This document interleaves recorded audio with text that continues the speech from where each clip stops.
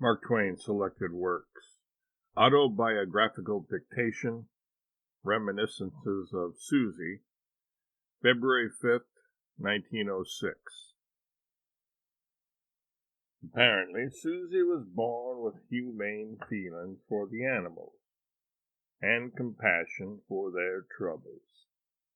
This enabled her to see a new point in an old story once, when she was only 6 years old, a point which had been overlooked by older and perhaps duller people for many ages.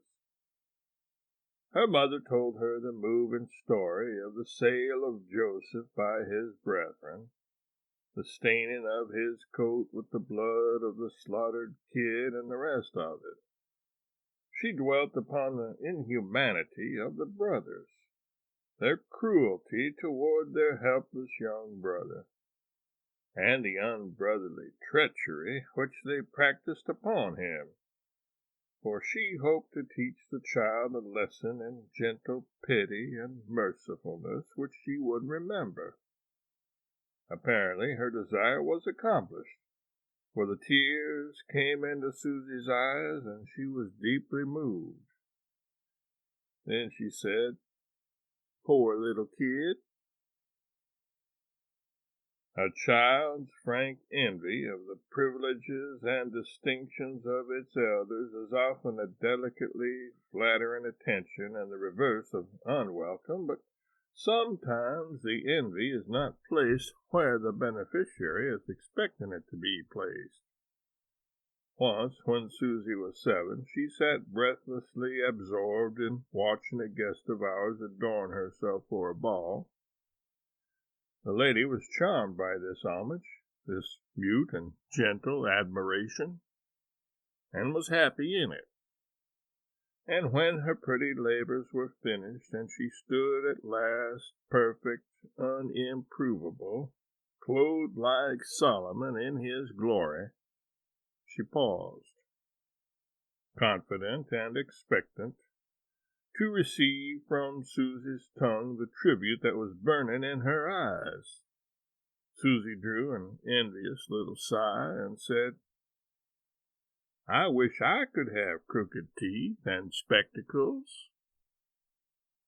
Once, when Susy was 6 months along in her 8th year, she did something one day in the presence of company which subjected her to criticism and reproof. Afterward, when she was alone with her mother, as was her custom, she reflected a little while over the matter. Then she set up what I think, and what the shade of Burns would think, was a quite good philosophical defense. "Well, Mama, you know I didn't see myself, and so I couldn't know how it looked." In homes where the near friends and visitors are mainly literary people, lawyers, judges, authors, professors, and clergymen, the children's ears become early familiarized with wide vocabularies. It is natural for them to pick up any words that fall in their way.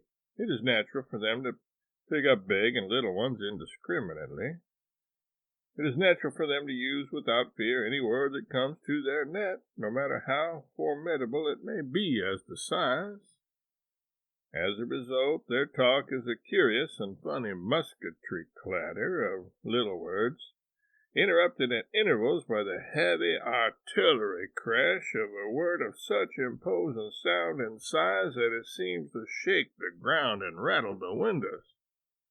Sometimes the child gets the wrong idea of a word which it has picked up by chance, and attaches to it a meaning which impairs its usefulness.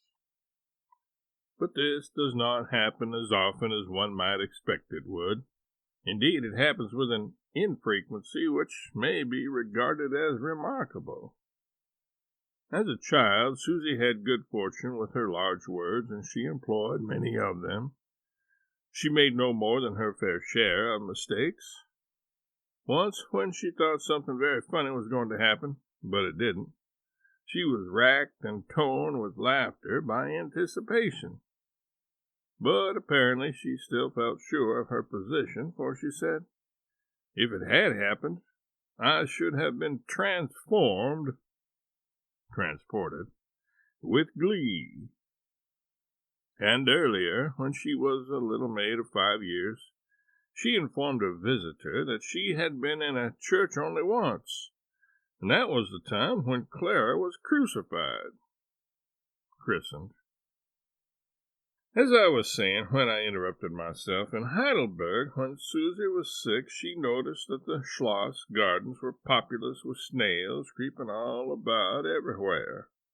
One day she found a new dish on her table and inquired concerning it, and learned that it was made of snails. She was awed and impressed and said, "Wild ones, Mamma?"